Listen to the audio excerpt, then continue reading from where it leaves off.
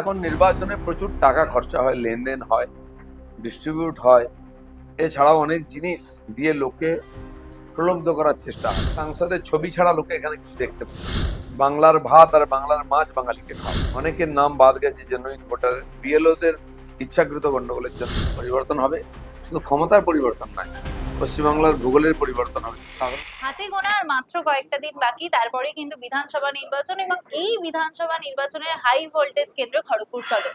সেই খড়গপুর সদরের বিজেপি মনোনীত প্রার্থী দিলীপ ঘোষ, তাকে পেয়ে গেছি আমাদের সঙ্গে। নমস্কার দাদা, সময় 365 পর্দায় স্বাগত। ধন্যবাদ। দাদা, খড়গপুর সদরে এবার যে বিজেপি তোমার উপর ভরসা দেখিয়েছে, এটাতে কতটা আনন্দিত? এর আগেও দুবার ভরসা করেছে, আমি জিতেছি এখান থেকে। তো খড়গপুর সদরের সঙ্গে দিলীপ ঘোষের নাম যুক্ত হয়ে গেছে। চাচাজির পরে আমাকে মানুষ নিজের করেছে, তো আমাকে আবার এখানে পাঠানো হয়েছে এমএলএ হিসেবে জিতে আসার জন্য। সেই কাজটা আমি করবো। আচ্ছা দাদা, এখানে বিজেপির যে ভিত রয়েছে সেটা কতটা মজবুত বলে মনে হচ্ছে? মজবুত আছে, তাই প্রত্যেকবার আমরা লিড পাই, চাই বিধানসভা হোক লোকসভা হোক। দুবার বিধানসভা জিতেছি, একবার লোকসভা জিতেছি। এবারে হেরে গেলেও লোকসভায় আমরা 22-24 হাজার লিড পেয়েছি। তো খড়গপুরের মানুষ বিজেপিকে নিজের মনে করেন, তার সঙ্গেই আছে। দাদা, কলকাতায় থাকলে তোমাকে ইকো পার্কে মর্নিং ওয়াকে দেখা যায়। এখানে এসে খড়গপুরে এসেই সায়নী ঘোষ মন্তব্য করেছেন যে আপনারা এমন কাউকে বিধায়ক হিসেবে নির্বাচিত করবেন না যাকে কোনো সাহায্যের জন্য আপনাকে কলকাতা ইকো পার্কে ছুটতে হবে। এ নিয়ে কি বলবেন? ওনাদের সাংসদের ছবি ছাড়া লোকে এখানে কিছু দেখতে পায় না। জুন মালিয়া কোথায় আছে, ওনার সঙ্গে দেখা হয় কিনা একবার জিজ্ঞেস করুন। এখানকার মানুষ তো দেখতে পায় না। সেখানে সাইনি ঘোষ আগে উত্তর দিন জুন মালিয়া কোথায় আছে, তারপরে ভাববেন দিলীপ ঘোষ এমপি না থাকলে এখানেই থাকে। আচ্ছা দাদা, তোমাকে দুপুরবেলা দেখা গেল একেবারে মাছ ভাত মাংস খেয়ে। মাংস খাই না আমি। আচ্ছা, মাছ ভাত খেয়ে লাঞ্চ করতে। কিন্তু এখানকার মানুষরা মানে তৃণমূল বলছে যে বিজেপি ক্ষমতায় এলে মাছ ভাত মাংস একেবারে বন্ধ হয়ে যাবে। এটি কি বলবেন?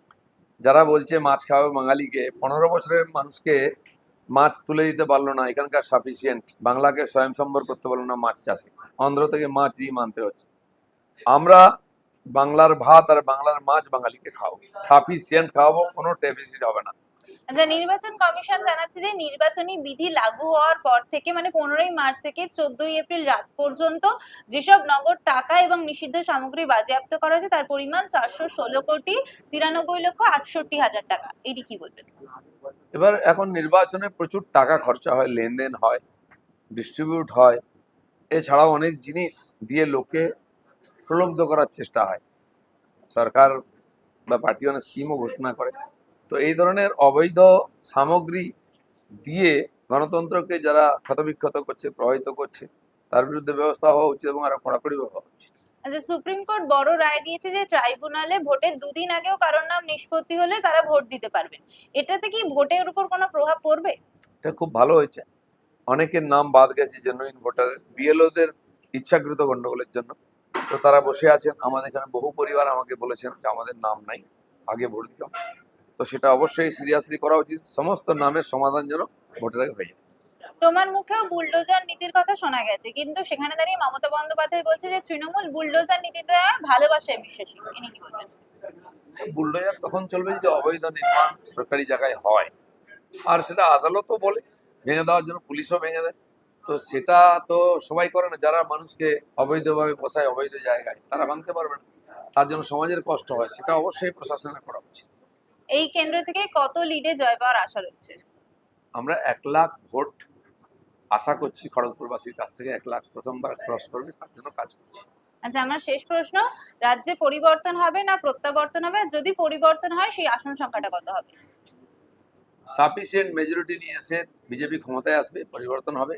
শুধু ক্ষমতার পরিবর্তন নয়, পশ্চিমবাংলার ভূগোলের পরিবর্তন হবে, সাধারণ মানুষের জীবনের পরিবর্তন হবে, আর্থিক সামাজিক সমস্ত রকম, শিক্ষাগত স্বাস্থ্য বিভাগের সব পরিবর্তন হবে। অসংখ্য ধন্যবাদ। আপনারা এতক্ষণ শুনলেন দিলীপ ঘোষের কথা। তার কথায় ঠিক। কিন্তু এবার পরিবর্তন অবশ্যম্ভাবী, এবং শুধুমাত্র যে রাজ্যের ক্ষমতার পরিবর্তন তা কিন্তু নয়, যে ভৌগোলিক পরিবর্তন আছে, যে উন্নতির পরিবর্তন আছে তাও হবে। এরকমই আরো নিউজের জন্য চোখ রাখুন সময় 365 পর্দায়। ক্যামেরা অভিরামের সঙ্গে ঈশা ভক্তের রিপোর্ট, সময় 365 খবর।